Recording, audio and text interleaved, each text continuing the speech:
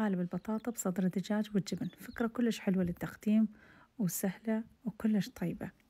نحتاج كيلو بطاطا نقشرها ونقطعها ونغسلها، نضيف ملعقة كبيرة من الخضروات ومي ساخن بس تستوي نصفيها ونعجنها. بعد ما عجنتها ضفت بصل أخضر وشبنت، تقدرون تستبدلونه بالمعدنوس أو الكرفس. نحتاج صدر دجاج كبيرة نقطعها قطع صغيرة بهذا الشكل. حمصت البصل ونضيف فلفل ألوان، إذا ما عندكم تقدرون تستبدلونه بالفلفل الأخضر الحلو.